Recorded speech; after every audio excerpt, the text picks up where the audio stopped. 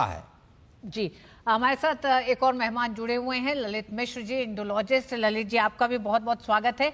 ललित जी, हम देख रहे हैं प्रधानमंत्री नरेंद्र मोदी इस दौरान जितने भी अपने विदेश दौरे कर रहे हैं, वहां वो एनआरआई जो डायस्पोरा जो है भारतीय, उनसे ये कह रहे हैं कि जब आप जनवरी से लेकर फरवरी के बीच में अपने साथ अपने उस देश के लोगों को, अपने दोस्तों को लेकर भारत पहुंचे महाकुंभ के दौरान, और महाकुंभ के दौरान उन्होंने सिर्फ प्रयागराज तक सीमित रहने के लिए नहीं कहा, उन्होंने कहा कि आप जाके देखें, विश्वनाथ कॉरिडोर को देखें, आप महाकाल जाएं, आप अयोध्या पहुंचे।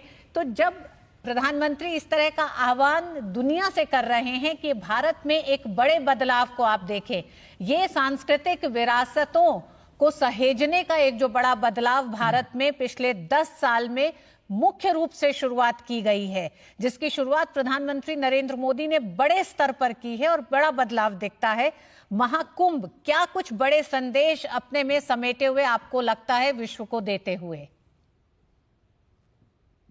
जी, प्रधानमंत्री मोदी जी जब से आए हैं सत्ता पे, तब से भारत में एक सांस्कृतिक नवजागरण की शुरुआत हुई है और हम देखते हैं कि क्रमशः भारत की अंतर्राष्ट्रीय स्वीकार्यता और महत्व का लगातार विकास होता रहा है और भारत की स्वीकार्यता बढ़ी है।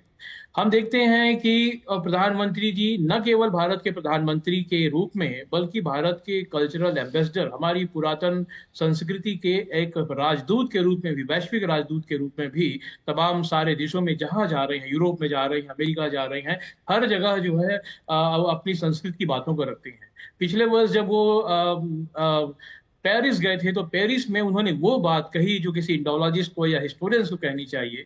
तो यूरोप में के कुल मुख्य 4 देश रहे हैं और इन सभी चारों देशों ने भारत की महिमा की गाथा गाई है। और इसकी शुरुआत हुई थी फ्रांस में, जहां वोल्टेयर सबसे पहले भारत की महिमा लिखने वाले थे, वोल्टेयर फ्रांस में। उसके पश्चात जो है भारत में विलियम जोन्स आए इंग्लैंड से, अंग्रेज, और उन्होंने हमारी गंगा माता, गंगा नदी की महिमा में एक कविता लिखी है, हिम टू गंगा।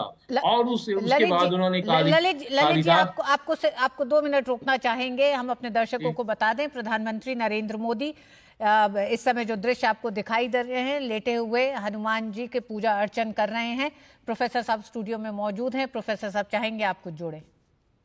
देखिए, भगवान हनुमान जी की जो यहाँ ये आराधना चल रही है, इनके इतिहास के विषय में जैसा अभी बताया गया, लेकिन यह एक ऐसा संजोग है, यह एक ऐसा अवसर है जिस अवसर को सभी लोगों को प्राप्त जरूर करना चाहिए, इसका लाभ जरूर लेना चाहिए।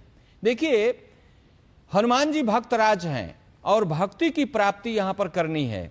भक्ति की प्राप्ति के लिए यहां लोग इकट्ठा होंगे कुंभ में, और कोई भी किसी भी देश का निवासी यहां क्यों आए, इसके लिए प्रधानमंत्री जी मोदी साहब ने इस प्रकार का एक समय उपस्थित किया है, एक अवसर उपस्थित किया है कि यहां पुण्य का स्थान है, और यह जो पुण्य का स्थान है, इस स्थान पर आने पर एक वैचारिक क्रांति हो सकती है, एक बौद्धिक विकास हो सकता है। आप उसको देखिए कि क्या माता गंगा, यमुना और अक्षयवट के बीच में इन देवताओं का जो निवास स्थान है, या जो सरस्वती कूप है, जो सरस्वती का मतलब सीधे ज्ञान, और हनुमान जी यहां पर क्या है कि ज्ञानीनाम अग्रगण्यम, वहां पर लिखते हैं कि हनुमान जी ज्ञानियों में अग्रगण्य है, अर्थात सर्वश्रेष्ठ।